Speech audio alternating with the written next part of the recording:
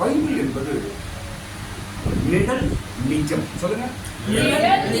பைபிள்ல 2 பகுதி இருக்கு. ஒன்று நிழல், இன்னொன்று நிஜம். இந்த இடத்துல ஆபிரகாம் பிள்ளைய பலி கொடு என்று சொல்லுவது நிழல். சொல்லுங்க. நிழல். சொல்லுங்க. நிழல். அப்ப நிஜம் எது? இயேசு சிலுவையிலே பலியாய் ஒப்பு கொடுத்தார். அதான் நிஜம். புரியுதுங்களாங்க? அப்ப இங்க சொந்த பிள்ளைய ஆபிரகாம் பிள்ளைய கடவுள் பலி கொடு சொல்றாரே, தப்பாச்சே என்று நாம் நினைக்கலாம். ஆனால் இது ஆவிக்குரிய அர்த்தத்தின்படி வரப்போற நாளிலே இயேசு சிலுவையிலே மனிதர்களுக்காக பலி கொடுக்க போகிறார் என்பதின் அர்த்தத்தை இது காண்பிக்கிறது. ஆமென். கடவுள் பிள்ளைகளை பலி கேட்கிறது இல்லை, கடவுள் நரபலியை கேட்கிறது அல்ல. நம்ம பைபிள்ல ஸ்தோத்திரம். ஆடு மாடு கோழிலாம் ஒரு பலி கொடுன்னு கேட்கிறது அல்ல. ஸ்தோத்திரம். கடவுள் ஒன்றே ஒன்று கேட்கிறார், உன் இருதயத்தை எனக்கு தான் என்று நான் சொல்றேன். வேற ஒன்றும் அவர் கேட்கறது இல்லை. ஸ்தோத்திரம். பைபிள் படி இயேசு கேட்கிறவர்ல கொடுக்கிறவர். ஆமென். ஹல்லேலூயா. ஹல்லேலூயா. உயிரை கொடுத்தாருங்க, உங்களுக்கு ஆமென். ரத்தத்தை கொடுத்தாருங்க, ஜீவனையை கொடுத்தாருங்க. அவரு இன்னும் என்ன வேணும்? நான் உன் உயிர் கொடுத்தல, நீ எனக்கு உயிர் தாட்டி கேட்கிறாரு இல்லையே. அதனால் இந்த இடத்துல ஆபிரகாம் தன் பிள்ளையை பலி கொடுக்கும்படிக்கு ஒரு மலையை காண்பிக்கிறார். அந்த மலையில போய் பலி கொடுக்க போறான். அதை ஆண்டவர் என்ன செய்யறாரு? தடுக்கிறார். என்ன செய்யறாரு? அவரு அப்ப இங்க பலி கொடுக்கப்படல. இது இயேசுவின் பலியை நிழலாய் காண்பிக்கிறது. நமக்கு வரப்போகிற ஒரு உண்மை பொருளை இங்க நிழலாய் அது நமக்கு காண்பிக்கிறது. கர்த்தருக்கு ஸ்தோத்திரம். சரி, இப்போ பிள்ளைய அந்த மலை மேல போய் நீ பலி கொடு என்று சொல்லிட்டாரு. அந்த மலைக்கு போய் அந்த மலைக்கு தான் இந்த ஆபிரகாம் ஒரு பேர் வைக்கிறான். அந்த பேர் என்ன? கர்த்தர் பார்த்துக் கொள்ளும். அந்த மலைக்கு பேர் என்னங்க? என்ன பேர் இருக்கிற அந்த மலைக்கு? அவரு யெகோவா ஈரே. சொல்லுங்க. யெகோவா ஈரே என்று ஒரு பேர் வைக்கிறார். அந்த பேருக்கு அர்த்தம் என்ன? கர்த்தர் பார்த்துக் கொள்ளுவார். படிங்க. ஆதியாகமம் 22ஆம் அதிகாரம், ஆதியாகமம் 22ஆம் அதிகாரம் 14ஆம் வசனம். சீரபடி. ஆபிரகாம் அந்த இடத்துக்கு யெகோவா ஈரே என்று பெயரிட்டான். ஆபிரகாம் அந்த இடத்துக்கு, எந்த இடத்திற்கு? மலைக்கு. எந்த இடத்துக்கு பேர் இருக்கிறாருங்க? மலை. மலைக்கு ஆபிரகாம் ஒரு பேர் வைக்கிறார். என்ன பேர் இருக்கிறாரு? யெகோவா ஈரே. அதன் அர்த்தம் என்ன? கர்த்தர் பார்த்துக் கொள்வார். காலை வேளையில ஆபிரகாமுக்கு காட்டின அந்த மலை நான் உனக்கு காட்டுறேன். என்ன அந்த மலை? கர்த்தர் பார்த்துக் கொள்வார். ஆமென். ஆண்டவர் கால ஒரு மலை காட்டுறவனுக்கு, இங்க பார், இந்த மலை போ, இங்க பார். அந்த மலையை திரும்பி பார்க்கணும். அங்க என்ன இருக்குது? கர்த்தர் பார்த்துக் கொள்வார். என்ன அந்த மலை? கர்த்தர் பார்த்துக் கொள்வார். ஆனா அந்த மலை கவலைப்படாது. ஒரே பிள்ளை கிடையாது, ஒரே பிள்ளை தான் வந்து அந்த பிள்ளை பலி கொடுக்க போகிறவனே சொல்லுகிறான் கர்த்தர் பார்த்துக் கொள்வார் என்று. நீ நானும் எந்த மொழி? அவனே தைரியம் பேசுறான். ஒரு பிள்ளை பலி கொடுக்கிறவனே கர்த்தர் பார்த்துக் கொள்வார் என்று. கர்த்தருக்கு ஸ்தோத்திரம். நீ ஏன் கலந்துவிட? ஆபிரகாமுக்கு ஒரு வழியை காண்பித்த உனக்கு வழியை காட்ட மாட்டாரா? கர்த்தர் பார்த்துக் கொள்வார். இந்த காலைகள் எதை குறித்து நீ கலந்துகிறாயோ, எதை குறித்து நீ வேதனைப்படுகிறாயோ, எதை குறித்து யோசித்துக் கொண்டிருக்கிறாயோ, எதை குறித்து உன் இருதயத்தில் துக்கப்படுகிறாயோ, அந்த காரியத்தை குறித்து கர்த்தர் பார்த்து கண்களை மூடுங்க. வலது கையை மேல வச்சு எல்லாரும் கண்களை மூடு. கையை மாற்ற மேல வச்சு நீங்க மனசுல நினைக்கிறது யாருக்கும் தெரியாது. உங்க இருதயத்தில் நினைக்கிறது இருக்கிறது யாருக்கும் தெரியாது. அந்த காரியத்தை கர்த்தர் பார்த்து. ஒருவேளை உங்க பிள்ளைங்களை குறித்து நினைக்கிறீங்களா? கர்த்தர் பார்த்துக் கொள்வார். ஒருவேளை உங்க பொண்ணோட எதிர்காலம் நினைக்கிறீங்களா? கர்த்தர் பார்த்துக் கொள்வார். ஒருவேளை உன் பிரச்சனையை குறித்து நினைக்கிறியா? கர்த்தர் பார்த்துக் கொள்வார். உன் கடன் பிரச்சனையா? கர்த்தர் பார்த்துக் கொள்வார். இன்றைக்கு நான் போய் கொண்டிருக்கிற பிரச்சனை பெரிய பிரச்சனையா இருக்கிறதே என்று நீ பயந்து நடுங்கிக் கொண்டிருக்கிறாயா? கர்த்தர் பார்த்துக் கொள்வார். அவர் பார்த்துக் கொள்வார். நீ ஏன் கலங்குற? உன் வாழ்வை கர்த்தருக்கு ஒப்புக் கொடு. அவரே வாய்க்க செய்வார். காலை வேளையில உங்களுடைய பிரச்சனை கர்த்தருக்கு ஒப்புக் கொடு. அவர் பார்த்துக் கொள்வார். சின்ன ஜெபம் பண்ணுங்க. கண்ணு மூடி கையை மேல உயர்த்துங்க. அருமையான ஆண்டவரே, கரங்களை உயர்த்துற பிள்ளைகளுடைய கருத்து நான் ஒப்பு கொடுக்கிறேன். கைகளை உயர்த்திருக்கிற ஒவ்வொருக்குள்ளும் ஒரு பிரச்சனை இருக்கிறது, ஒவ்வொருக்குள்ளும் ஒரு வேதனை இருக்கிறது, ஒவ்வொருக்குள்ளும் ஒரு துக்கம் இருக்கிறது, ஒவ்வொருக்குள்ளும் ஒரு கலக்கம் இருக்கிறது. ஆண்டவரே, மனிதன் தீர்க்க முடியாத காரியத்தை நீர் பார்த்துக் கொள்ளுவீர். ஆகும் ஆண்டவரே, நாங்கள் மனிதனிடத்தில் போய் சொல்ல வரவில்லை, உம்மிடத்தில் சொல்லும்படிக்கு நாங்கள் இங்கு வந்திருக்கிறோம். ஆபிரகாமின் வார்த்தையை நாங்கள் இப்போ நம்புகிறோம். ஆண்டவரே, என் பிரச்சனை நீர் பார்த்துக் கொள்ளுவீர், என் கலக்கத்தை நீர் பார்த்துக் கொள்ளுவீர். எல்லாவற்றையும் உம்முடைய கரத்தில் இந்த காலவில் நாங்கள் ஒப்புக் கொடுக்கிறோம். உம்முடைய பிள்ளைகளை நிம்மதியோடு இங்கிருந்து அனுப்பும் ஆண்டவரே. ஒரு சமாதானம் பின்தொடர்ந்து போகட்டும். பெரிய பலத்தோடு ஒரு பிள்ளைகள் எங்களுக்கு கடந்து போகட்டும். இயேசு கிறிஸ்து நாமத்தினால கேட்கிறோம் பிதாவே. ஆமென். கர்த்தர் பார்த்து கர்த்தர் பார்த்துக்கொள்வார். இந்த வார்த்தையை இருந்து நீங்க சொல்லுங்க. தைரியப்படுத்துற வார்த்தை இல்லை, சாதாரண வார்த்தை இல்லை. மனைவி பார்த்து கணவன் சொல்லுங்க, கர்த்தர் பார்த்துக்கொள்வாங்க. மனைவி கணவனை பார்த்து சொல்லுங்க, கர்த்தர் பார்த்துக் கொள்வாங்க. பிள்ளைகளை சொல்லிக் கொடுங்க, கர்த்தர் பார்த்துக் கொள்வார். அருமையான வார்த்தை. சரி, இப்போ இந்த மலைக்கு ஆபிரகாம் போகுது. இந்த மலைக்கு யார் போறது? இப்போ எதுக்கு போறாரு? பலி கொடுக்கும். யார? பலி கொடுக்கும் போகிறார். எல்லாரும் ஆதியாகமம் 22ஆம் அதிகாரம் எடுத்து வைத்துக் கொள்ளுங்க. முதல்ல ஒரு 3 விஷயம் நான் சொல்ல போறேன். கவனிங்க, சீக்கிரம். முதல்ல ஒரு 3 விஷயங்கள் நான் சொல்ல போறேன். எல்லாரும் கவனிங்க. நம்பர் 1,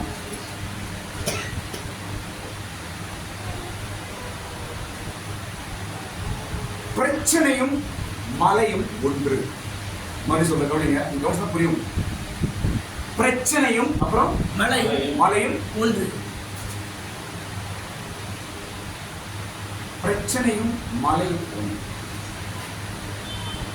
உன்னுடைய பிரச்சனை, உன்னுடைய சோதனை, உன்னுடைய வேதனை, இதுவும் நீ போக போற உயரமான மலையும் ஒன்று. ஒரே வார்த்தை சொல்லலாம். நீங்க கடந்து போகிற பிரச்சனை, சோதனையை கஷ்டமாய் பிரச்சனை அதை பார்க்காதீங்க. நீங்க ஒரு மலைக்கு போய் கொண்டிருக்கிறீர்கள் என்று பாருங்க. ஆமென். இந்த பிரச்சனை படி இவங்க என்ன போறாங்க? இப்போ மலைக்கு போகிறார்.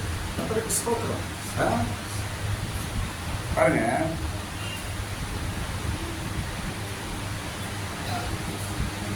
சொல்ற பாருங்க. ஆபிரகாமை மேல போக சொல்லிட்டாரு. எங்க போக சொல்லிட்டாரு? மலைக்கு போக சொல்லிட்டாரு. இப்போ ஆபிரகாமை சோதிக்கணும் என்பது அவர் மனதில் இருந்துச்சா, இல்ல அவனை ஆசீர்வதிக்கணும் என்று மனதில் இருந்துச்சா? சொல்லுங்க. இவனை சோதிக்கணும், விடக்கூடாதாங்க அப்படின்னு அவருடைய மனதில் இருந்துச்சா, இவனை வானத்தின் நட்சத்திரங்களை போடும், பூமியின் சமுத்திரத்தின் மணலை போடும், இவனை ஆசீர்வதிக்க வேண்டும் என்று மனதில் இருந்துச்சா? சரியா சொல்லுங்க. சொல்லுங்க மறுபடியும். அவனை ஆசீர்வதிக்க வேண்டும் என்றுதான் அவர் மைண்ட்ல வச்சிருந்தார். அவனை ஆசீர்வதிக்க வேண்டும் என்றுதான் அவனை மனதில் வைத்துக் கொண்டிருந்தார். கர்த்தருக்கு ஸ்தோத்திரம். அந்த ஆசீர்வாத மனதோடு தான் அவன் மேல் போக சொல்றார். தேவன் நமக்கு அனுமதிக்கிற சோதனைகளா இருக்கட்டும், கஷ்டங்களா இருக்கட்டும், இது நமக்கு கெடுதலுக்காக அல்ல, நம்மை ஆசீர்வதிக்கப்படுவதற்காக. ஒரு பரீட்சை மாதிரி அவன் வைக்கிறாங்க. தேவன் சோதிக்கிறவர் அல்ல. இங்க சோதனை போட்டிருக்குது, ஆனா தேவன் சோதிக்கிறவர் அல்ல. சோதனை நம்ம என்ன சொல்லணும்? பரீட்சை தான் சொல்லுது. பரீட்சை ஒரு மனுஷனுக்கு என்ன பண்ணுது? ப்ரமோஷன் கொடுக்குது. பரீட்சை என்ன செய்யுது? உயர்வை கொடுக்கிறது. ஐயா நல்ல வார்த்தை சொன்னார். பரீட்சை என்ன கொடுக்கிறது? உயர்வை கொடுக்கிறது.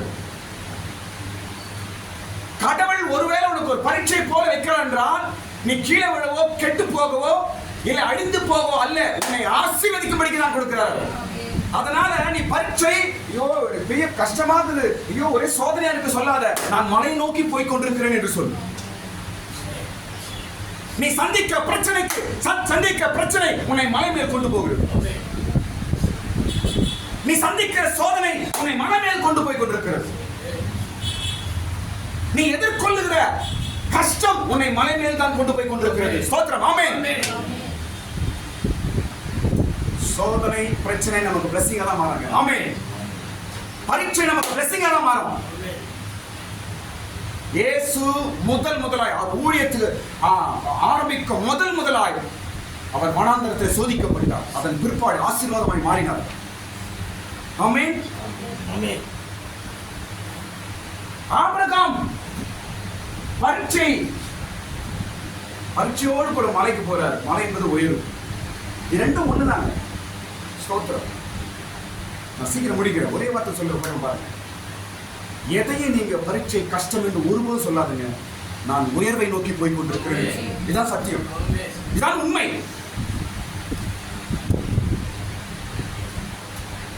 எப்ப பாருங்க, ஒரு கம்பெனி ஆபீஸ்ல ப்ரொமோஷன் கொடுக்க போறோம்னா ஒரு டிரான்ஸ்ஃபர் தூக்கி கட்டிப்போம். அப்படிதானங்க, ஒரு டிரான்ஸ்ஃபர் தூக்கி கட்டிப்போம். என்ன அர்த்தம்? அடுத்த ஒரு ப்ரொமோஷன் வரும்னு அர்த்தம். ஸ்தோத்திரம். பரீட்சையும் மலையும் ஒன்று. அதனால் இங்கு ஆபிரகாம் முதலாவது அவனை மலைக்கு போய் என்று தேவன் பரீட்சைக்காக அல்ல, அவனை ஆசீர்வதிக்கப்படுகிறான் என்று நாம் முதல் காரியத்தை அறிந்து கொள்வோம். ஸ்தோத்திரம். இரண்டாவது விஷயம், இதுல இன்னொரு விஷயம் சொல்ல கவனிங்க. இவன் போய்கொண்டே இருக்கிற அந்த மலைக்கு மூன்றாவது நாள் தூரத்திலே அந்த மலையை இவன் பார்த்தான். மலைக்கு போற எத்தனை நாள் ஆச்சு? அந்த மலைக்கு போறதுக்கு 3 நாள் ஆகுது. எத்தனை நாள் ஆகுது? 3 நாள் அந்த மலைக்கு ஆண்டவர் சொன்ன இடத்துக்கு போயிட்டே இருக்கு. மூன்றாவது நாள் அவன் போய் சேர வேண்டிய இடத்தை தூரத்திலிருந்து அவன் பார்த்தான் என்று வசனம் சொல்லுது. மூன்றாம் நாளிலே ஆபிரகாம் தன் கண்களை ஏறெடுத்து பார்த்து தூரத்திலே அந்த இடத்தை கண்டான். போதும். எந்த இடத்தை? கடவுள் சொன்ன இடம். கடவுள் அவனை ஆசீர்வதிக்க போற இடம். கடவுள் அவனுக்கு சொன்ன இடம். தூரத்திலிருந்தே அவன் பார்த்தான். எத்தனை நாள் பார்க்கிறான்? மூன்றாவது நாள். என்ன கவனிங்க, ஒரே வார்த்தை சொல்லுகிறேன். கடவுள் உங்களை நடத்துகிறார் என்றால் உங்களுக்கு அவர் வைத்திருக்கிற ஆசீர்வாதத்தை தூரத்தில் உங்களுக்கு காண்பிப்பார். தூரத்திலிருந்து நாம் அதை பார்க்க வேண்டும். இந்த இடத்துல நான் போறேன், இங்கதான் கடவுள் என்னை நடத்தி கொண்டு போறாரு, நான் எதிர்காலத்தை இப்படிதான் இருக்க போறேன், இப்படிதான் என்னை தேவன் நடத்துகிறார், இந்த இடம் தான் எனக்கு என்று முன்கூட்டியே தேவன் நம்மை பார்க்க செய்கிறார். நம்புறீங்களா? நம்புறீங்களா? கரெக்ட்ல தட்டுங்க. சொல்லுவாங்க கையை தட்டு. ஸ்தோத்திரம். தூரத்திலிருந்தே அவன் பார்க்கிறாங்க. தான் போக வேண்டிய இடத்தை தூரத்திலிருந்து பார்க்கிறான். கர்த்தருக்கு ஸ்தோத்திரம். இந்த காலை வேளையில கடவுள் தேவன் இயேசு உங்களை எந்த இடத்துக்கு கொண்டு போகிறாரோ அந்த இடத்தை நீங்கள் முன்கூட்டியே பார்க்க வேண்டும். நம்மளுக்கு ஒரு தரிசனம் வரும். இப்படிதான் நான் வைக்க போற கடல், இப்படிதான் நான் போக போறேன், இப்படிதான் என் பிள்ளைங்க இருக்க போறாங்க, இப்படிதான் எனக்கு எதிர்காலம் இருக்க போகுது, இப்படிதான் வர போற நாள் என் குடும்பம் இருக்க போகுது என்று ஒரு தரிசனத்தை ஆண்டவர் முன்கூட்டியே காண்பிக்கிறார். முன்கூட்டியே நீங்க பார்க்கணும். மூன்றாவது நாள் தூரத்திலே பார்த்து விட்டான். உன் எதிர்காலத்தை நீ முன்னாடியே பார்க்கலாம். ஆமென். உன் பிள்ளையுடைய எதிர்காலத்தை நீ முன்னாடியே இப்பயே பார்க்கணும். பார்க்கறீங்களா? உன் எதிர்கால வாழ்க்கையை இப்பயே பார்க்கறீங்களா? எந்த இடத்திலே ஆபிரகாம் ஆசீர்வாதத்தை பெற போகிறானோ அந்த இடத்தை தூரத்திலிருந்தே பார்த்து விட்டானா. இந்த காலை வேளையில் தேவன் உன்னை எந்த இடத்துல கொண்டு போய் வைக்க போக என்பதை உன் தரிசனத்தை பிரகாசமான ஆண்டவர் உங்களுக்கு காண்பிப்பார். நாம் அதை பார்க்கிறவளா இருக்க வேண்டும். நாம் அதை பார்க்கிறவளா இருக்க வேண்டும். ஸ்தோத்திரம். மூன்றாவது காரியம், இன்னொரு விஷயம் சொல்ற கவனிங்க. மூன்றாவது காரியம் பாருங்க, மலை மேல போயிட்டு நீ பலி கொடுக்க வேண்டும் என்று கடவுள் ஆபிரகாம் சொல்லிட்டார். ஒரே பிள்ளை, 2 பேர் தான் போறாங்க. மேல பிள்ளைய பலி கொடுத்துட்டு வரும்போது எப்படி வரணும்? அவன் தனியா தான் வரணும். அவன் போகும்போது என்ன சொல்றான்? அவன் நாங்க போய் கடவுளை ஆராதிச்சுட்டு நாங்க திரும்பி வருவோம் அப்படின்னு நம்ம நினைக்கிறோம். புள்ளிய பள்ளி போட்டு தனியா தான் வருவான் நம்ம நினைக்கிறோம். ஆனா அவன் என்ன சொல்றான்? திரும்பி வருவோம். நாங்க போயிட்டு படிப்போம். அப்பொழுது ஆபிரகாம் தன் வேலைக்காரரை நோக்கி, நீங்கள் கழுதையை நிறுத்தி இங்கேயே காத்திருங்கள், நானும் பிள்ளை ஆண்டானும் அவ்விடம் மட்டும் போய் தொழுது கொண்டு உங்களிடத்துக்கு திரும்பி வருவோம் என்றான். என்ன சொன்னாரு? திரும்பி வருவோம், வருவோம். என் பிள்ளைய பலி கொடுத்து நான் திரும்பி வருவேன் அப்படி சொன்னாரா? வருவோம், வருவோம். 2 பேர் தான் போறோம், 2 பேர் தான் திரும்பி வரும். எப்படி இந்த நம்பிக்கை எப்படி வந்துச்சு அவருக்கு? அந்த நம்பிக்கை எப்படி வந்துச்சு அவருக்கு?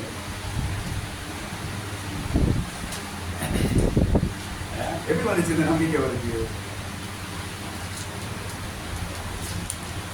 பாருங்க எப்படி வந்திருக்கோம்.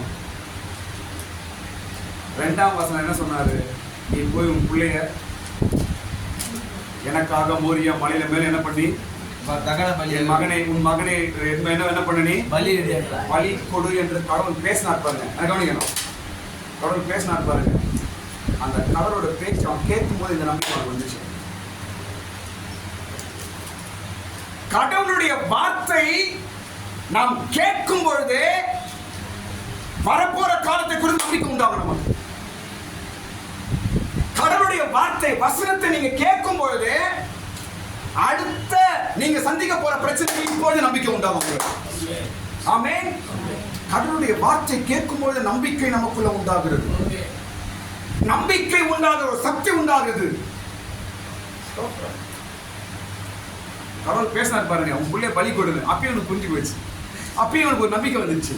ஸ்தோத்திரம். அந்த நம்பிக்கை வைத்தா சொல்றான், நாங்கள் போய் தொழுது விட்டு நாங்கள் திரும்பி வருவோம், திரும்பி வருவோம், 2 பேரும் வருவோம் என்ற நம்பிக்கையோடு சொல்லுகிறான்.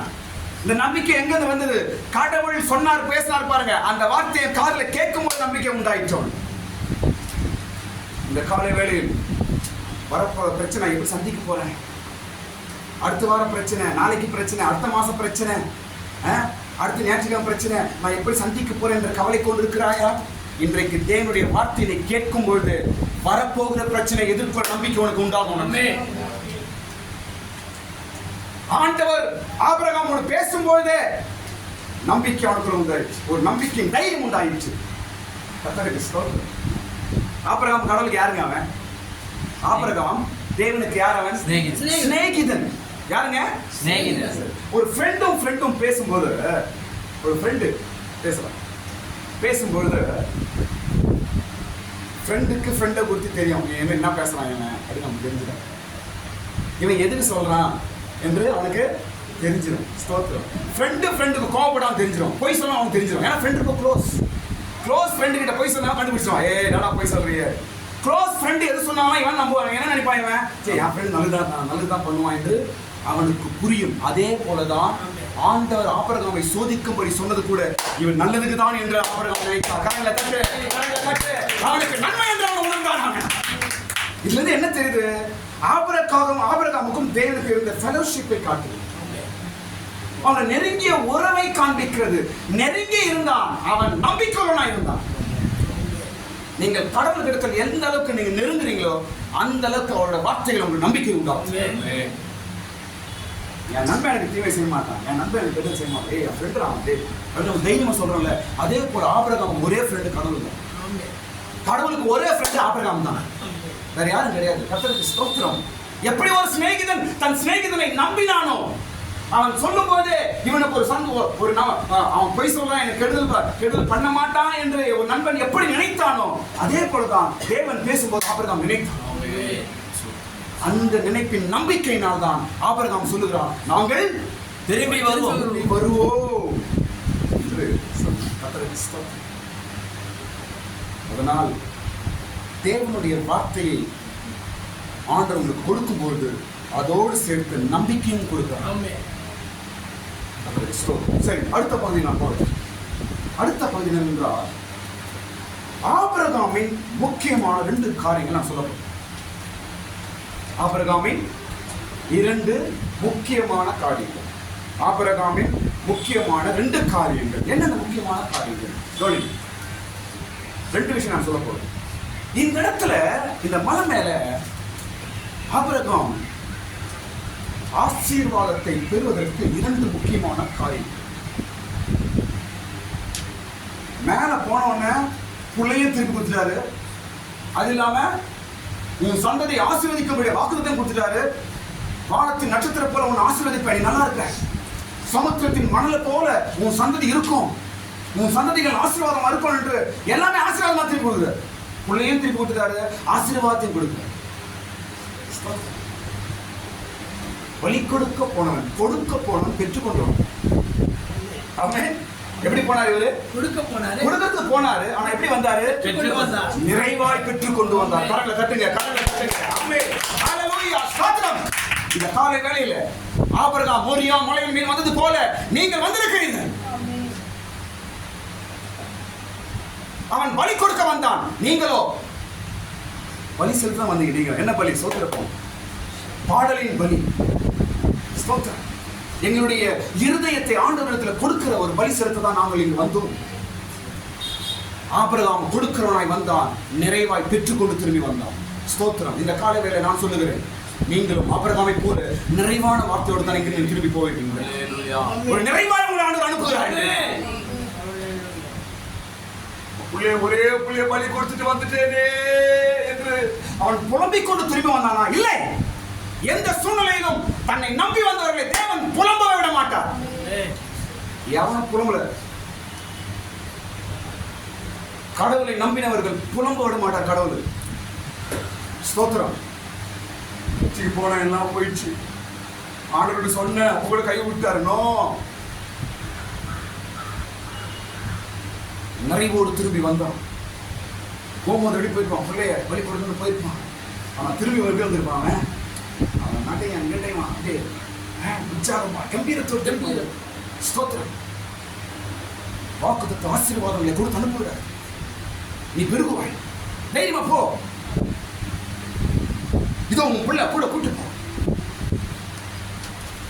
ஸ்தோத்திரம். இந்த காலையில கூட நீங்க வந்திருக்கிற மலை, நீங்க ஒரு மலைக்கு வந்திருக்கீங்க. சர்ச், இங்க வந்தவர்களை ஆண்டவர் தன் வார்த்தையின் ஆசீர்வாதத்தோடு திருப்பி அனுப்புகிறார். எதையும் இழந்து போவதில்லை. ஆபிரகாம் ஒரே பிள்ளையை இழந்து போவேன் என்று நினைத்தான். ஆண்டவர் இழந்து போக விடவில்லை. கடவுளை நம்பினவர்கள் ஒன்றை இழந்து போக விட மாட்டார் கடவுள். நீ ஒன்றையும் இழந்து போவதில்லை, எதையும் இழந்து போவதில்லை. ஒன்னும் உனக்கு லாஸ் ஆவதே இல்லை. ரெட்டிப்பாய் தான் திரும்ப, ரெட்டிப்பாய் தான் போவார்.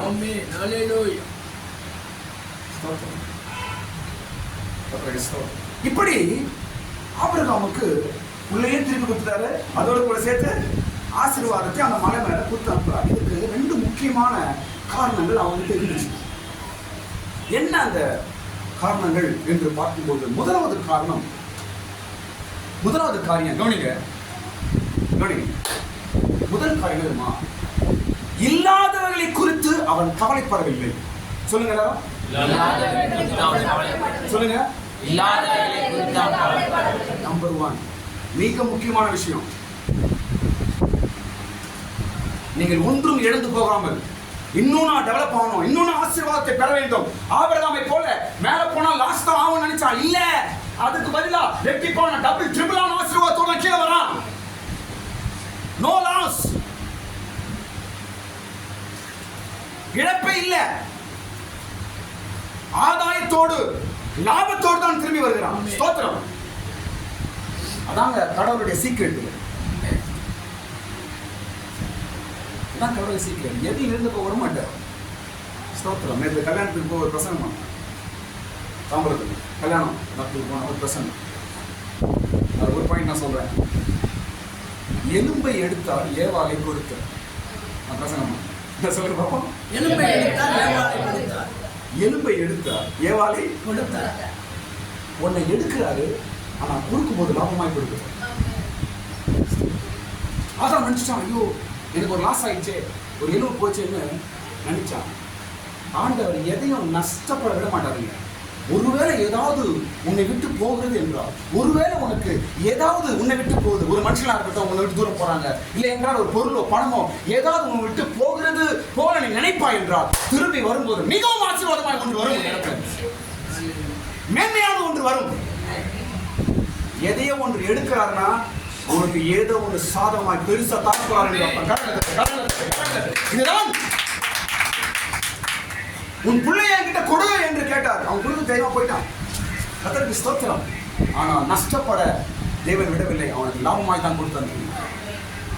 முதல் சீக்கிரம் ஆபிரகாமிடம் கற்றுக்கொள்ள வேண்டிய முதல் காரணமா, இல்லாதவர்களை குறித்து அவன் சத்தமா சொல்லுங்க. நான் சொல்றேன் பாருங்க, இல்லாதவர்களை குறித்து நீங்க எதையும் கவலைப்படக்கூடாது. இருக்கிறதே சந்தோஷமா இருக்கும், அவ்வளவுதான். நீங்க அப்படி இருந்து பழகி பாருங்க, இன்னும் வந்து சேரும் உங்களுக்கு. இன்னைக்கு நம்மளுக்கு அதான் எங்க நம்ம அடி வாங்குறோம் தெரியுமா? இது இல்லையே, அது இல்லையே. இல்லாதவர்களை குறித்து பேசாத, இல்லாதவர்களை குறித்து கவலைப்படாத. ஆண்டவர் கொடுத்து வச்சு இருக்கிறது சந்தோஷமா சொல்லு. ஆமென். இது எங்க படிக்கிறோம்? புள்ள கேட்கிறாரு, அப்பா நெருப்பு இருக்குது, கட்டை இருக்குது, பலிக்கு ஆடு எங்கே அப்படின்னு நான் புள்ள கேட்கிறேன். அது ஆபிரகாம் சொல்றாரு, கர்த்தர் பார்த்துக் கொள்ளுவார். இல்லாதவர்களை குறித்து ஆபிரகாம் யோசிக்கவே இல்லை. அதனாலதான் பெரிய ஆசீர்வாதங்கள் வந்துதான். இல்லாதவர்களை குறித்து கவலை இல்லை. ஆபிரகாமோட பிளெஸிங்கோட சீக்ரெட். இன்னைக்கு இருக்கிறத பத்தி நம்ம வீட்டுல பேசுறது இல்ல, இல்லாத பத்தி பெருசா பேசுறோம். அது தப்பா இருக்காது. ஆசீர்வாதத்தின் பிளெஸிங்க்கு தடை. இல்லாத பத்தி பேசாத, இல்லாததை பத்தி கவலைப்படாத, இல்லாததை பத்தி புலம்பாத. நான் சொல்ல பாருங்களேன், கவனிங்க. இல்லாததை பத்தி நான் வாயிலே சொல்லக்கூடாது. இல்லாததை குறித்து வாயிலே சொல்லக்கூடாது. இது ஆபிரகாம் சொன்னாரா? யார் சொன்னது? அவன் புள்ளதான் கேக்குறாங்க. ஆபிரகாம் சொல்லலங்க வாயில. ஆடு இல்லையே அப்படின்னு யாருங்க சொன்னது? ஈசாக்கு. சொல்ல கவனிங்க. ஆடு இல்லையே யார் சொன்னது? ஆபிரகாம் சொன்னானா? இல்ல. இல்லாதவைகளை குறித்து வாயில பேசாது. இப்ப இருக்கிறதுக்கு கொடுத்த ஆண்டவர் அதை கொடுத்தது எவ்வளவு நான் உனக்கு? இப்ப வாழ்றதுக்கு உனக்கு கொடுத்திருக்கிற கடவுள் அதையும் கொடுக்க எவ்வளவு நேரம் உனக்கு? ஆபிரகாம் பெரிய ஒரு ஆசீர்வாதத்தோட மலையிலிருந்து கீழே வந்தான்.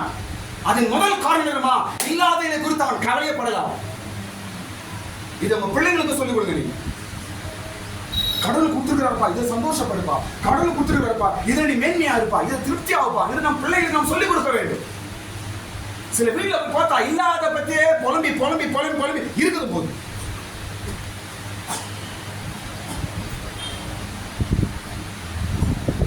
நான் உன்னை ஆசீர்வதிப்பேன், உன்னை பெருக செய்வேன், உன் ஜாதிகள் ஆசீர்வாதமா இருப்பாங்க, நீ வானத்து நட்சத்திரம் போல இருப்பாய் ஆபிரகாமே என்று பெரிய ஆசீர்வாதத்தை கொடுத்து மலையில அனுப்புறார். அப்படியே வரான் கீழே, சந்தோஷத்தோடு ஆசீர்வாதத்தை சுமந்து கீழே வரான். ஸ்தோத்திரம். முதல் காரணம், இல்லாதவர்களை குறித்து புலம்போதை நிறுத்து. இல்லாதவர்களை குறித்து கவலைப்படுவதை முதல்ல நிறுத்து. இருக்கிறவர்களை குறித்து பேசு. ஆமென். இருக்கிறத வச்சு பேசுங்க. சுகமா இருக்க அதை பத்தி பேசு. போட்டுக்கிறது வஸ்திரம் கொடுத்துறாரு அதை பத்தி பேசு. நோய் இல்லாம இருக்கிறியா அதை பத்தி பேசு.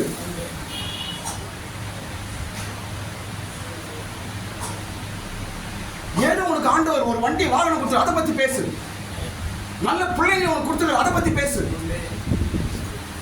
நல்ல வேலையை கொடுத்திருக்கிறார் அதை பத்தி பேசு. நீ பத்திரமா போயிட்டு பத்திரமா வீட்டுக்கு வர அதை பத்தி பேசு. உன்னை நேசிக்கிறவங்க சுத்தி 4 பேர் இருக்கிறாங்க அதை பத்தி பேசு. 3 வேளையும் வயிறார சாப்பிடுறீங்க அதை பத்தி பேசு. நோய் நொடி இல்லாமல் வீட்டுல சமாதானமா இருக்கிறீங்க அதை பத்தி பேசு. நீ இல்லாதவரை பத்தி ஏன் பேசுகிற? இல்லாதவரை பத்தி ஏன் கவலைப்படுற? இல்லாதவர்களை பத்தி சொல்லி புலம்புற.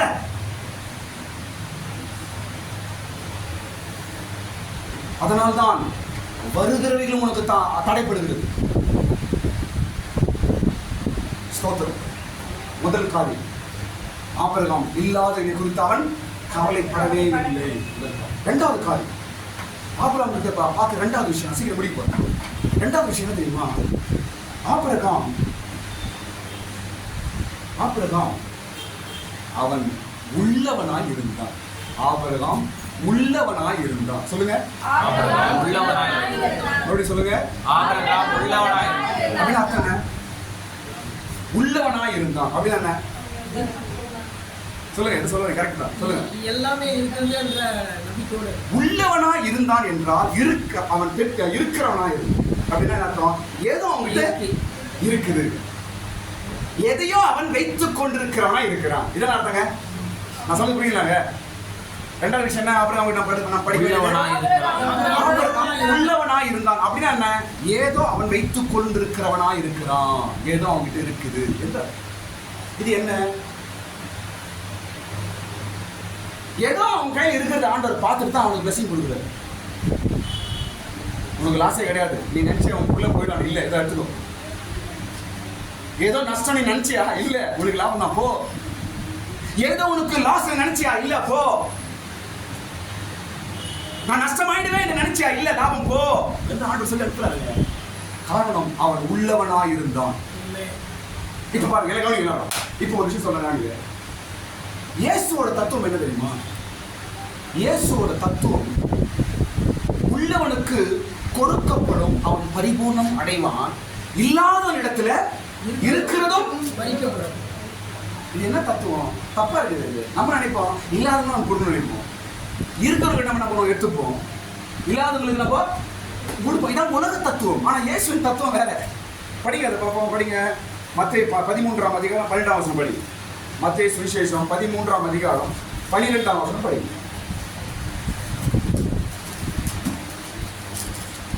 சீக்கிரம் படி. மத்தேயு சுவிசேஷம் அவனுக்கு கொடுக்கப்படும், உள்ளவன் எவனோ அவனுக்கு கொடுக்கப்படும், பரிபூரணமும் அடைவான். இல்லாதவன் எவனோ அவனிடத்தில் உள்ளதும் எடுத்துக்கொள்ளும், அவன்கிட்ட இருக்கிறத புடுங்கப்படும். இதான் இயேசுவோட தத்துவம். ஸ்தோத்திரம். அப்ப ஆபிரகாம் கிட்ட ஏதோ இருந்தது, அதனாலதான் இன்னும் ஆசீர்வாதம் அவனுக்கு கொடுக்குறாரு. அப்படிதானங்க? ஏதோ அவன்கிட்ட இருந்தது, அதனால அவன் பிள்ளையும் அவனுக்கு கொடுக்குறாரு, சந்ததியை கொடுக்குறாரு, அவனுக்கு ஆசீர்வாதத்தை கொடுக்குறாரு, எல்லாமே கொடுக்குறாரு. ஆடு மாடு வேலைக்காரர்கள், ஆஸ்தி சொத்து நிலம் எல்லாம் கொடுக்குறாரு ஆபிரகாம். இன்னும் போதும் அவனுக்கு. இயேசுவின் தத்துவம் என்ன? உள்ளவனுக்கு கொடுக்கப்படும். அப்ப ஆபிரகாம் உள்ளவனா இருந்தான். அப்படி என்றால் ஆபிரகாமிடம் இருந்தது என்ன? அவன்கிட்ட 3 காரியம் இருந்துச்சு. சொல்லுங்க, எத்தனை காரியம் இருந்துச்சு அவன்கிட்ட? 3 காரியங்கள் இருந்தது. ஸ்தோத்திரம். எங்க படிக்கிறாங்க? 6ஆம் வசனம் படிங்க. ஆதியாகமம் 22 6ஆம் வசனம் படிங்க பார்ப்போம். ஆபிரகாம் தகன வேலைக்கு கட்டைகளை எடுத்து தன் குமாரனாகிய ஈசாக்கின் மேல் வைத்து தன் கையை நெருப்பையும் கத்தியையும் எடுத்துக்கொண்டான். 3 காரியம் ஆபிரகாம் கையில் இருந்துச்சு. கட்டை, நெருப்பு, அப்புறம் கத்தி. சொல்லுங்க, முதலாவது என்ன? இரண்டாவது, மூணாவது, மறுபடியும் சொல்லுங்க, சரியா சொல்லுங்க. முதல்ல என்ன? எல்கேஜி பசங்க மாதிரி சொல்லி தரேன் உங்களுக்கு. பைபிள்லாம் உங்களுக்கு கிளாஸ் மாதிரி நல்லா புரிஞ்சுக்கணும். சொல்லுங்க, முதலாவது, இரண்டாவது, மூன்றாவது. இதுதான் ஆபிரகாம் உள்ளவனாக இருந்தான். இது அவன்கிட்ட இருந்தது. அதனால் இழந்து போக வேண்டிய புள்ள மறுபடியும் வந்துச்சு அவனுக்கு. ஆஸ்தியும் சொத்தும் பணமும் ஆசீர்வாதங்களும் அவனை தேடி வந்தது. ஸ்தோத்திரம். இன்றைக்கு நீங்களும் நானும் உள்ளவர்களாய் நாம் இருக்கும்போது தான் நம்மை தேடி வர இன்னும். ஸ்தோத்திரம். இது மோரியா மலையின் தத்துவம். ஸ்தோத்திரம். அப்புறம் வந்து 3 காரியம். ஒன்று கட்டை, நெருப்பு, கத்தி. 3 விஷயம் 3 அவன் கையில் இருக்குது. இந்த 3 அர்த்தம் என்ன என்றால், முதலாவது என்ன? கட்டை என்றால் கிறிஸ்தவர்களின் அடிப்படை சத்தியம். சொல்லுங்க, அடிப்படை சத்தியம், ஃபண்டமெண்டல், அஸ்திபாரம். இதான் கட்டை. கட்டை இல்லாம பலி செலுத்த முடியுமா? முடியாது. கவனிங்க, கட்டை இல்லாம மேல பலி செலுத்த முடியுமா? முடியாது. முடியாது. கட்டை மிக முக்கியம்.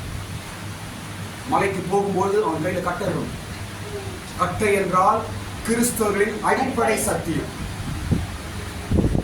அடிப்படை. பிள்ளைங்க ஸ்கூலுக்கு போறாங்க, கவனிங்க. முதல்ல எங்க சேர்க்கிறீங்க? போயிட்டு முதல்ல எங்க சேர்க்கிறோம்? எல்கேஜி. என்ன சொல்றாங்க? ஏ பி சி 1 2 3. இது என்ன? இது அடிப்படை. இது மேலதான் அவன் கட்டப்படுறான். இது மேலதான் மேல்மேல படிச்சு போறான். அப்போ அடிப்படை எது? ஆரம்பம் எல்கேஜி. அதான் என்ன படிப்பது? A for apple, B for ball, C for என்னது? cat. இது அடிப்படை சத்தியம். இப்ப கிறிஸ்தவர்கள் நமக்கும் கூட அடிப்படை சத்தியம் இருக்கிறது. என்ன? நான் சீக்கிரம் முடிக்கிறேன். என்னது? மனம் திரும்புதல், ஞானஸ்தானம், பரிசுத்தாய் அபிஷேகம். புரியுதுங்களா? வேறு பிரிஞ்சு நம்ம ஜீவிக்கணும். பரிசுத்தம், பூரணம், தேவராஜ்யம், இதெல்லாம் அடிப்படை சத்தியம். இதை மாற்ற முடியுமா யாராவது? கிறிஸ்துவின் அடிப்படை சத்தியம் இதான் கட்டை. நல்லா புரிஞ்சு கொள்ளுங்க. இது 7 விதமான அடிப்படை இருக்கு. நார்மல் நாங்க நம்ம மனிதத்தில் இருக்கும்போது இதான் பயிற்சி எடுக்கிறோம். 7 அடிப்படை சத்தியம். இது எப்பவுமே நம்ம கையில் இருக்கணும். அப்பொழுதுதான் ஆண்டவர் உன்னை ஆசீர்வதிக்கக்கூடிய பாத்திரமாக இருப்பார். ஆமென். கட்டை எப்பவுமே உங்க கையில் இருக்கணும். கட்டை இல்லாமல் ஒன்றும் பண்ண முடியாது, பலி செலுத்த முடியாது. ஸ்தோத்திரம். ரட்சிப்புனா என்ன? மனம் திரும்புதல் என்ன? எப்போதும் உங்க மைண்ட்ல இருக்கணும். மனம் திரும்புதலா என்ன? ரட்சிப்புனா என்ன? ஞானஸ்தானம்னா என்ன? பரிசுத்தாவினா என்ன? பரிசுத்தமாய் வாழ்வது என்றால் என்ன? இதெல்லாம் அடிப்படை சத்தியங்கள். இது இருந்தாதான் ஆண்டவர் நம்மை பிளஸ் பண்ண முடியும். இது கிறிஸ்துவின் அடிப்படை சத்தியம். கர்த்தருக்கு ஸ்தோத்திரம். இப்ப முதலாவது ஆபிரகாம் என்ன இருக்குதுங்க? கட்டை. கட்டை உள்ளவனுக்கு கொடுக்கப்படும். இதெல்லாம் நம்ம கிட்ட இருந்தாதான் தேவன் இன்னும் நம்மை ஆசீர்வதிப்பார், இன்னும் நமக்கு கொடுப்பார். ஸ்தோத்திரம். இரண்டாவது என்ன இருந்துச்சு அவங்கிட்ட? இரண்டாவது என்ன இருந்துச்சு? நெருப்பு என்றால் ஒரு அனலான ஜீவி. நெருப்பு என்றால் என்ன? ஒரு அனலான அபிநன ஒரு ஜெப வாழ்க்கை. ஒரு ஜெப வாழ்க்கை. நெருப்பு என்றால் ஜெபம், நெருப்பு என்றால் அபிஷேகம். இதெல்லாம் நம்ம கிட்ட இருக்கணும். ஸ்தோத்திரம். ஒண்ணுமே இல்லாம ஒரு கையில என்ன பண்ணுமா? இருக்கிறது பிடிக்குவான். இதெல்லாம் என்கிட்ட ஒண்ணுமே இல்லை அப்படின்னு ஒரு கிறிஸ்தவன் சொல்லுவான் என்றால் உள்ளதும் அவன் கையிலிருந்து ஆண்டவர் குடும்பம் தெரியும். ஜாக்கிரதையாக நம்ம ஆசீர்வாதம் கடவுள் கொடுப்பார். யாருக்கு தெரியுமா? ஆரம்பத்தில் வராங்க பாரு, ஒண்ணுமே தெரியாது, பைபிள் தெரியாது, இயேசு தெரியாது. ஆரம்பத்தில் வர அவங்க எல்லா ஆசீர்வாதமும் ஆண்டவர் கொடுப்பார். ஆனால் வருஷ கணக்கா பைபிளை கேட்டு சத்தியத்தை கேட்டு கடவுளுக்குள்ளே நீ வாழும் பொழுது நீ ஒண்ணுமே இல்லை என்கிட்ட இருந்தா உருட்டு புரியுது. Be careful. ஸ்தோத்திரம். உன்னிடத்தில் இருக்கிறதை நீ பத்திரமாய் பற்றிக் கொள்ள வேண்டும். உங்ககிட்ட என்ன இருக்குதுன்னு ஃபர்ஸ்ட் பாப்பார். உங்ககிட்ட ஏதாவது பிளெஸிங் கொடுக்கணும்னா உங்ககிட்ட என்ன இருக்குது முதல்ல பாப்பார் ஆண்டவர். நான் கொடுத்தது எங்க? நான் கொடுத்தது எங்க என்று கேட்பார். ரட்சிப்பு எங்க? ஞானஸ்தானம் எங்க? நான் கொடுத்த விசுவாசம் எங்க? நான் கொடுத்த பரிசுத்த வாழ்க்கை எங்க? நான் கொடுத்த அபிஷேகம் எங்க? இதெல்லாம் கேட்பாரு. அதான் இருக்குது ஆண்டவரே அப்படின்னு சொன்னா இந்த ஆசீர்வாதம் வச்சுக்கோ. ஆமென். இன்னும் மேன்மையா உன்னை ஆசீர்வதிப்பார் ஆண்டவர். உள்ளவனுக்கு கொடுக்கப்படும். முதலாவது நீங்கள் அடிப்படை சத்தியம் எப்போதும் அறிந்த கிறிஸ்துவா இருக்க வேண்டும். இரண்டாவது, நெருப்பு என்பது ஒரு அனலான ஜீவியம். நல்லா ஜெபிக்கிறவங்களா இருக்கணும், நல்ல அபிஷேகம் உள்ளவங்களா இருக்க வேண்டும். நெருப்பு எப்போ நம்ம கையில் இருக்கணும். ஸ்தோத்திரம். பாருங்க, கவனிங்க. ஆபிரகாம் எத்தனை நாள் மலைக்கு போறாங்க? 3 நாள். கவனிங்க, எத்தனை நாள் போறாங்க மலைக்கு? 3 நாள். இந்த 3 நாளும் அந்த நெருப்பு அணையாம வச்சு போயிருக்காரு. 3 நாளும் என்ன பண்ணிருக்காரு? அந்த நெருப்பை என்ன செய்யாம இருக்கு? அணையாம 3 நாள் ராத்திரி பகலும் இவங்க தூங்குறாங்க இல்லையோ அந்த நெருப்பை என்ன பண்ணிருப்பாங்க? பத்திரமா அணையாம பாதுகாத்து மலை மேலே கொண்டு போயிருக்கிறாரு. ஆண்டவர் பார்த்தா எடுத்துக்கோ ஆசீர்வாதத்தை. நீங்க குடும்ப வாழ்க்கை பண்றீங்க, பிள்ளைங்களை படிக்க வைக்கிறீங்க, வீடு கட்டுறீங்க, எல்லாம் சரிதான். நெருப்பு அணையாம பாத்துங்க. உன்னிடத்துல நெருப்பு அணையக்கூடாது. மழை போய் சேரும் வரைக்கும் உன் ஜெப ஜீவியமா அணைந்து போகக்கூடாது. உன் அபிஷேகம் அணைந்து போகக்கூடாது. உன் நம்பிக்கை என்ற நெருப்பு அணைந்து போகக்கூடாது. உன் பரிசுத்த வாழ்க்கை என்ற நெருப்பு அணைந்து போகக்கூடாது.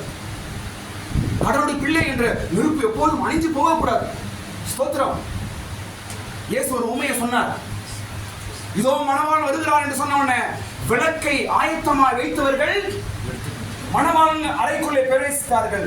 விளக்கு எரியாதவர்கள் என்ன ஆனார்கள்? அவர்கள் புத்தி உள்ள கன்னிகைகள், புத்தி இல்லாத கன்னிகைகள். ஆபிரகாம் புத்தி உள்ள கன்னிகையா இருந்தான். தன் நெருப்பை அணையாதபடிக்கு 3 நாள் பத்திரமா ராத்திரி தூங்காம கொள்ளாம, ஐயோ அந்த நெருப்பு அணையக்கூடாது, நான் பலி செலுத்தணுமே, மரமே நெருப்பு கிடைக்காதே என்று 3 நாளும் அதை கருத்தாய் கொண்டு போனான். அதான் கிறிஸ்தவ வாழ்க்கை. இன்றைக்கு உன் நெருப்பு, உன் கையில் இருக்க நெருப்பு எப்படி இருக்கிறது? உன் கையில் இருக்க நெருப்பு எப்படி இருக்கிறது? ஆரம்பத்தான் எரிச்சு, இப்ப ஜபமும் கிடையாது, ஒண்ணும் கிடையாது, விசுவாசம் கிடையாது, குடும்ப ஜபம் கிடையாது, வேத வாசிப்பு கிடையாது, அபிஷேகம் கிடையாது, எல்லாம் அணைஞ்சு போச்சுன்னா எந்த ஆசீர்வாதம் கையில வரும்? எந்த ஆசீர்வாதத்தை எதிர்பார்த்து கொண்டிருக்கிறாய்? கையில கொடுத்த நெருப்பை அணைச்சு வச்சிருக்கிற, கையில கொடுத்த கட்டையை காணோம், எந்த ஆசீர்வாதத்தை காத்துக் கொண்டிருக்கிறாய்?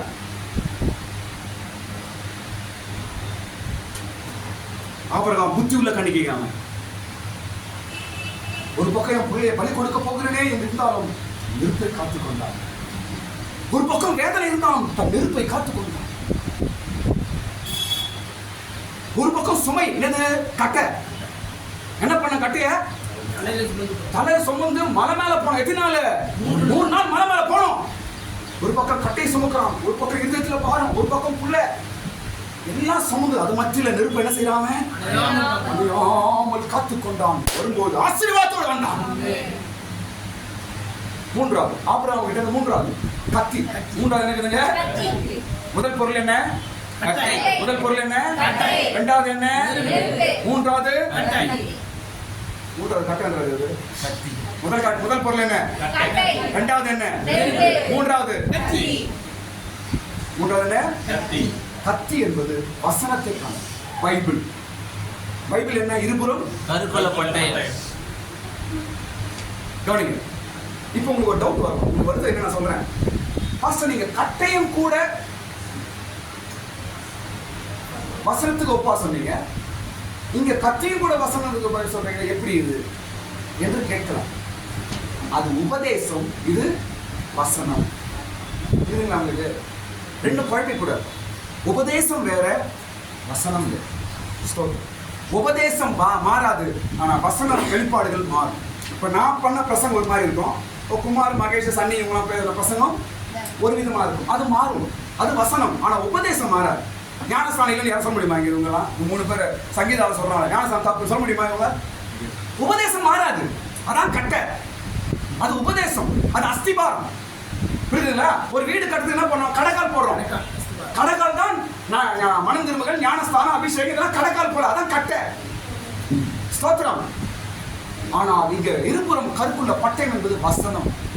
நீங்க ஒவ்வொரு நாளும் பைபிள் படிக்கும்போது ஆண்டவர் பேசுற வார்த்தை, வாக்கு தத்துவம், டெய்லி நீ கேட்கிற பிரசங்கம், இதெல்லாம் என்னத்தை காட்டுது? கத்தியை காட்டுது. ஒவ்வொரு நாளும் வசனம், பைபிள் வாசிக்கிறது. இது 3 வந்து இருக்கணும். ஆபிரகாம் உள்ளவனாய் இருந்தான், அதனால் அவனுக்கு கொடுக்கப்பட்டது. ஆண்டவர் பாப்பா, உங்ககிட்ட கட்டை இருக்குதா? உங்ககிட்ட நெருப்பு இருக்குதா? உங்ககிட்ட கத்தி இருக்குதா என்று ஆண்டவர் பார்ப்பார். அந்த 3 எடுத்து நான் எங்க வந்தான்? மலைக்கு வந்தான். நீங்களும் கூட சபைக்கு வரும்போது, ஆராதனைக்கு வரும்போது இந்த 3 பொருளோடு தான் நீங்கள் வர வேண்டும். 3 காரியத்தோடு வர வேண்டும். ஸ்தோத்திரம். மனதில் உபதேசம் இருக்கணும், அடிப்படை சத்தியங்கள் மனதில் இருக்கணும். என் மனதில் எப்படி, என் ரட்சிப்பு எப்படி இருக்குது, என் ஞானஸ்தானம், ஆனந்தத்தில் ஞானஸ்தானம் அப்போ எப்படி இருந்தா இப்போ எப்படி இருக்கிறேன்? நெருப்பு, கத்தி, இது 3ம் அவனிடத்தில் இருந்தது. அதனால் தேவன் அவனை ஆசீர்வதித்தார். இதான் 2 முக்கியமான காரியங்கள் ஆபிரகாமின் ஆசீர்வாதத்திற்கு. இந்த கடைசி ஒரு காரியத்தை நான் முடிக்க போறேன். இந்த மோரியா மலை ஆபிரகாமுக்கு செய்த 4 காரியங்கள் சொல்லி நான் முடிப்பேன். எந்த மலைக்கு போகிறார் இப்ப அவரு? அந்த மலைக்கு என்ன பேர்? அது கர்த்தர் வார்த்துக்குள்ளோர் என்று பேர் அந்த மலை. இப்ப அந்த மலைக்கு போயிட்டாரு இவரு. அந்த மலை இவருக்கு 4 காரியங்களை செய்யும். எத்தனை காரியங்கள் செய்கிறது? 4 காரியங்கள். கர்த்தருக்கு ஸ்தோத்திரம். முதல் காரியம் நம்பர் 1, ஆபிரகாமுக்கு முதல் காரியம் என்னென்றால், இந்த மலைக்கு மேல போவதற்கு முன்னாலே ஆபிரகாம் சொல்லுகிறார், காத்திருங்கள் என்று சொல்றார். என்ன சொல்றாரு? காத்திருங்கள். எந்த வசனம் அது? 5ஆம் வசனம். 5ஆம் வசனம். சீக்கிரம் படிப்போம். அப்பொழுது ஆபிரகாம் தன் வேலைக்காரரை நோக்கி, நீங்கள் கழுதையை நிறுத்தி இங்கே காத்திருங்கள். என்ன சொல்றாருங்க? காத்திருங்கள். மோரியா மலை கற்றுக் கொடுக்கிற முதல் பாடம் என்ன? காத்திரு. முதல் பாடம் என்ன? காத்திரு. கர்த்தர் பார்த்துக் கொள்வார், நீ காத்திரு. ஆமென். மலை பேரே கர்த்தர் பார்த்துக் கொள்வார். அந்த மலை என்ன சொல்லுது? காத்திரு. ஆபிரகாம் கற்றுக் கொடுக்கிற முதல் காரியம், கட்டையோடு நெருப்போடு கத்தியோடு புறப்படுறார்.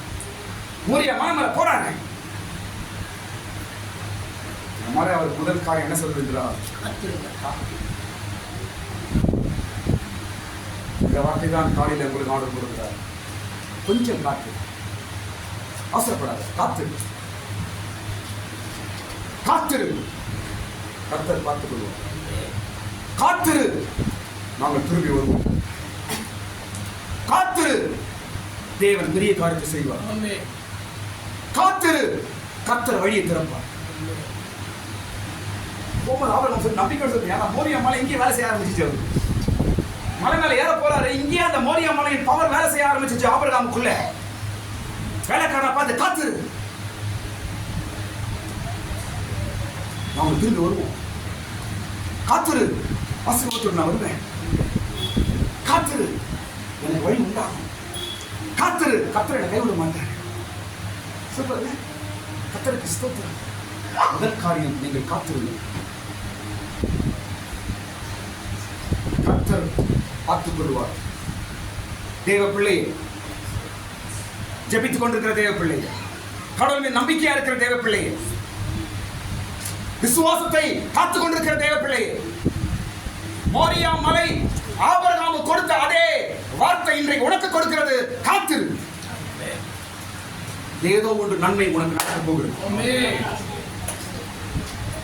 கீழே காத்திருந்த வெக்கப்பட்டு போனாங்களா வேலைக்காரங்க? ஆபிரகாம் சொன்ன வார்த்தை கேட்டு காத்திருந்தாங்க, வெக்கப்பட்டாங்களா? இல்லையே.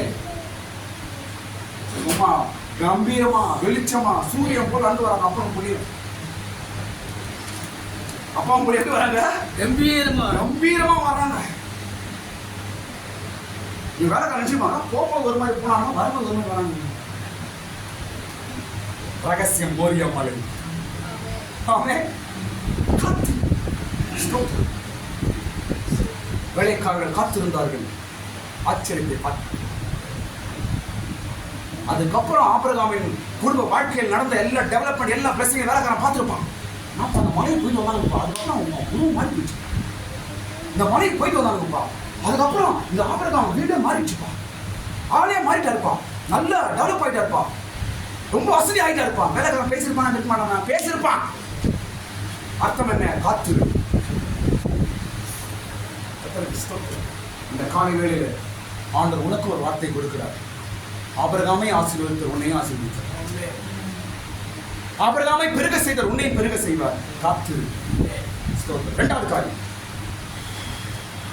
இரண்டாவது காரியம் மோரியா மலை ஆபிரகாம் செய்த இரண்டாவது காரியம் என்ன தெரியுமா? அவனுக்கு ஒன்றும் செய்யாது. எந்த வசனம்? 12ஆம் வசனம். நிறைய விஷயம் சொல்றாரு, அதுல ஒரே வார்த்தை நான் சொல்றேன். படிங்க 12ஆம் வசனம். அப்பொழுது அவர், பிள்ளையாண்டின் மேல் உன் கையை போடாதே, அவனுக்கு ஒன்றும் செய்யாதே. என்ன சொல்றாரு? அவனுக்கு ஒன்றும் செய்யாதே. ஒன்றும் செய்யாது. அவனுக்கு ஒன்றும் செய்யாத, நான் பார்த்துக் கொள்வேன். இதன் அர்த்தம் என்ன? எனக்கு கவனிங்க. இது அர்த்தம் தெரியுமா? யாருக்கும் நீங்கள் கீடோ விரோதமோ சதியோ ஒன்றும் நீங்க செய்யாதீங்க, கர்த்தர் பார்த்துக் கொள்வார். இதான் அர்த்தம். நீ ஒன்றும் செய்யாத, நான் பார்த்துக்கிறேன் என்று அர்த்தம்.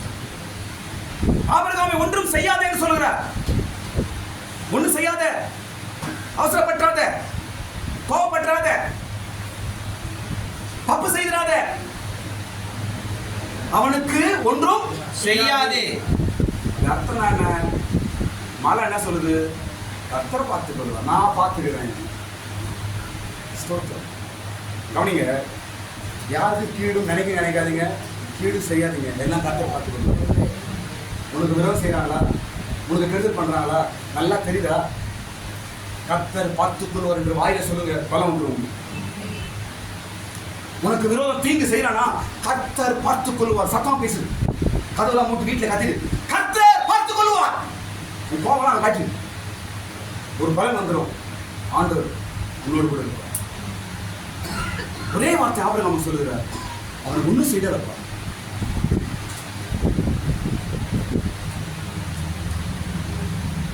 சில பேர் நாமும் கூட கோவப்பட்டு திட்டிடுறோம், கோவப்பட்டுறோம், ஏதாவது செய்யணும் அப்படின்னு சில காரியங்கள் நம்ம செய்யறோம், பேசிடுறோம். ஸ்தோத்திரம். இன்றைக்கு மோரியாவின் பாடம், இன்றைக்கு ஆபிரகாமுக்கு அந்த மலை கற்றுக் கொடுத்த பாடம்.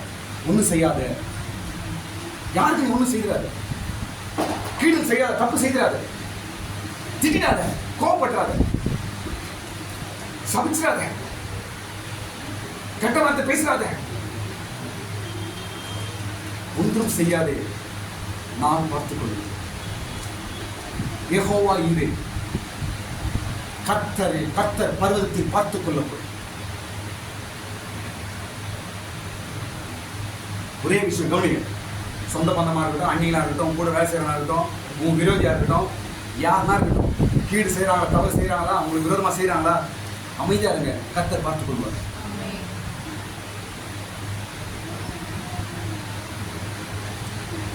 நீங்க மலைக்கு வந்துடுறீங்க, நீங்க எப்படி கைவிட கடவுள்? ஆபிரகாம் ஆண்டவருடைய வார்த்தை கீழ்ப்படிந்து மலைக்கு போனான். நீங்க கடவுளுக்கு பயந்து சர்ச்சைக்கு வரீங்க. சர்ச்சை மலை, நீங்க வரீங்க, பலி செலுத்தும்படி வரீங்க. எப்படிங்க வெறும் கை அனுப்புவார் உங்களை? எப்படிங்க மற்றவங்களுக்கு கீடு செய்ய தேவன் அனுமதிப்பார்? ஆபிரகாமே, ஆபிரகாமே 2 வாட்டி கூப்பிடுறாரு. அப்படின்னா எத்தனை முறை கூப்பிடுறாரு ஆபிரகாமே தேவன்? எத்தனை முறை கூப்பிடுறாரு? சீக்கிரம் படிப்பா தேவசனம். அப்பொழுது அவர், பிள்ளையாண்டின் மேலே உன் கை போடாது. கர்த்தருடைய தூதனானவர் ஆபிரகாமே, ஆபிரகாமே எத்தனை முறை கூப்பிடுறாரு? 2 முறை. எத்தனை முறை கூப்பிடுறாரு? 2 முறை. என்ன அர்ஜென்ட்? ஏன் அர்ஜென்ட்? என் புள்ள கோவப்பட்ட போறான், என் புள்ள அவசரப்பட்ட போறான், என் புள்ள ஏதாவது கோபமா ஏதாவது பேசிட போறான், கோவப்பட்ட போறான் என்று 2 முறை கூப்பிடுகிறார். அர்ஜென்ட், அவசரம்.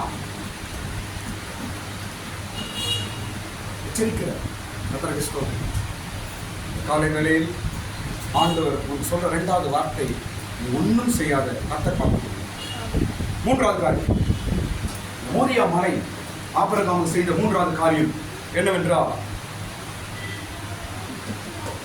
சிக்கிய ஆடு விடுவிக்கப்பட்டது. சிக்கிய ஆடு என்ன ஆச்சாங்க? படிங்க, சீக்கிரம் படிங்க. 13ஆம் வசனம். ஆபிரகாம் தன் கண்களை ஏறெடுத்து பார்க்கும் பொழுது, இதோ பின்னாக புதரிலே தன் கொம்புகள் சிக்கிக் கொண்டிருந்த ஒரு ஆட்டுக்கடாவை கண்டான். அப்பொழுது ஆபிரகாம் போய் கடாவை பிடித்து, போதும், மலை மேல போறான். அங்க நடக்கிற 3வது காரியம் என்னங்க? ஒரு ஆடு புதரிலே என்ன எப்படிங்கிறது? சிக்கி இருக்கிறது. அந்த வார்த்தை படி. பின்னாக புதரிலே தன் கொம்புகள் சிக்கிக் கொண்டு. சிக்கி. எல்லாரும் சொல்லுங்க, சிக்கி. எல்லாரும் சொல்லுங்க, சிக்கி. இந்த காலை வேளையில் மோரியா மலையில சிக்கப்பட்ட ஆடு விடுவிப்பது போல உன்னை ஆண்டு விடுவிப்பார். மோரியா மலை கர்த்தர் பார்த்துக் கொள்வார் என்று பெயர் வச்ச மலை. கர்த்தர் பார்த்துக் கொள்வார், கர்த்தர் பார்த்துக் கொள்வார் என்று சொல்லிக்கொண்டே இருக்கிறாய், நம்பிக்கொண்டே இருக்கிறாய். எப்படி கடவுள் உன்னை கைவிடுவார்? இல்லை. உன் சிக்கல் இருந்து உன்னை விடுதலையாக்குவார். ஆடு சிக்கப்பட்டது. யார் ஆடு? நீதான். நீ நானும் தான் ஆடு. நம்மளா யாருங்க? ஆடு. நம்மளோட மேய்ப்பன் யாருங்க? இயேசு. அவர்தான் நம்மளோட மேய்ப்பன். அவரை மேய்க்கிறது அவர் தான். அவருடைய ஆடுகள் தான். மலை மேல் சிக்கியிருந்த ஆடு இந்த காலை வேளையில் இந்த இடத்துல வந்திருக்கிற தேவ பிள்ளை, சிஸ்டர், பிரதர், எதில் நீங்க சிக்கி இருக்கிறீங்க? ஆடு தன் கொம்பு சிக்கிறது போல நீ எதிலையோ சிக்கி இருக்கிறாய். இந்த சிக்கல் நான் எப்படி வெளியே வர முடியும்? இந்த சிக்கல் யார் விடுதலையாக்க முடியும்? இந்த சிக்கல் எப்படி வெளியே வர போறேன் என்று பயத்தோடு கலக்கத்தோடு இருக்கிறியா? இல்லை, தேவன் விடுவிப்பார். இயேசு விடுவிப்பார். பாருங்க, அது வரைக்கும் அங்க சிக்கி இருக்குது. ஆபிரகாம் கண்ணுக்கு தெரியாது. அதுக்கப்புறம் கடவுள் காட்டுறாரு, அவனோட ஆடு சிக்கி இருக்கிறது, கடவுள் தந்து காட்டுறாரு. அது வரைக்கும் ஆபிரகாமுக்கு தெரியாது.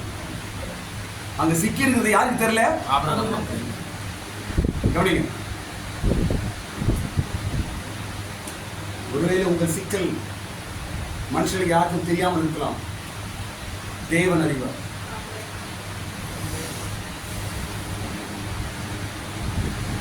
பல நாள் சிக்கலா இருக்கலாம், நீங்க தேவனுக்கு தெரியும்.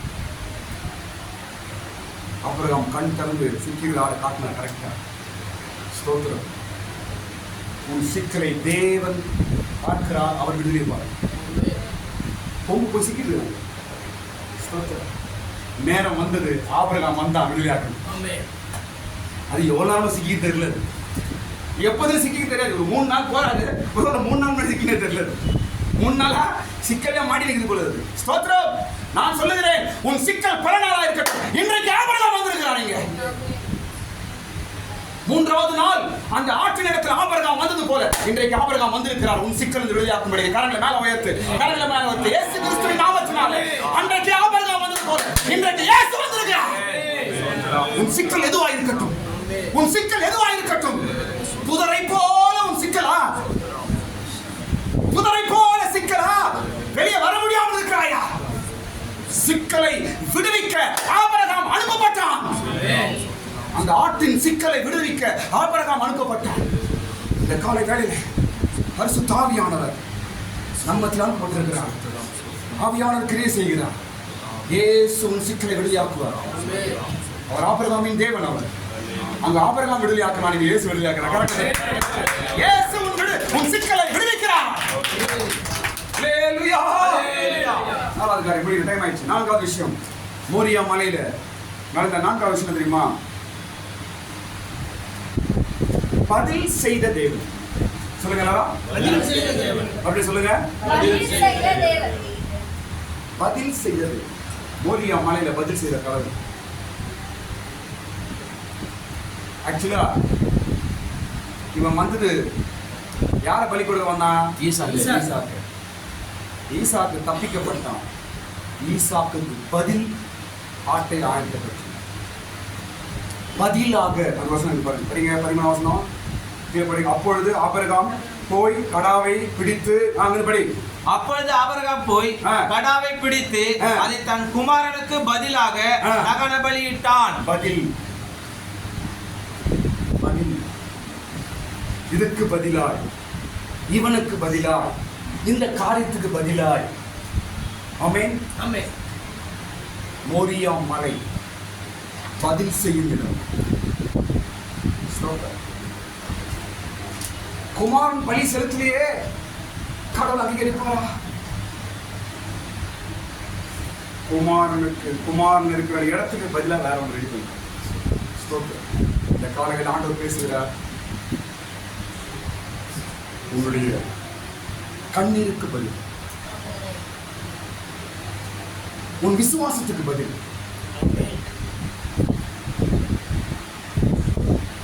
உன் வேதனைக்கு பதில், உன் ஜெபத்துக்கு பதில்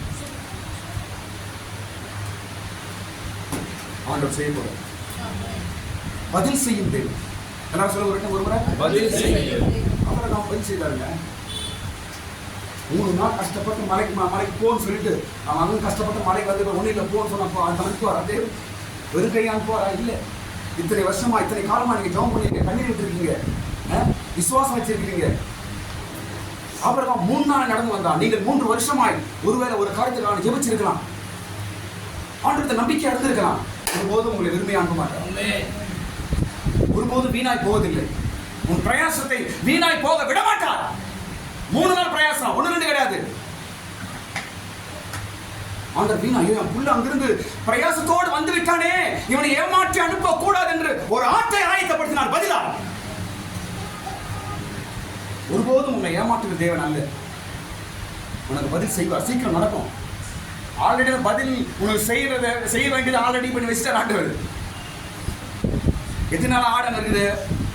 ஒரு 3 நாளா 4 நாள் அது முன்னாடி இருக்கு, அங்க இருக்குது. ஸ்தோத்திரம். உனக்கு கவனிங்க, என்ன பாருங்க, உனக்கு பதில் செய்ய வேண்டிய ஆசீர்வாதம் ஆயத்தமா இருக்கு. அது ஆல்ரெடி ஆயத்தமா வச்சுட்டாரு கடவுள். சீக்கிரமாய் சிக்கல் நின்று விடுவித்து பதில் செய்வார். 4 காரியங்கள் மூடியாமல். முதலாவது காரியம் என்ன? காத்திரு என்று சொன்னது. இரண்டாவது, ஒன்றும் செய்யாதே, அவனுக்கு ஒன்றும் செய்யாதே என்று இரண்டாவது. மூன்றாவது காரியம், சிக்கிய ஆடு விடுவிக்கப்பட்டது. நான்காவது, எல்லா கண்களும் மூடுங்க. ஆபிரகாம் கர்த்தர் பார்த்துக் கொள்ளுவார் என்ற ஒரு மலைக்கு வந்தான். அந்த மலையில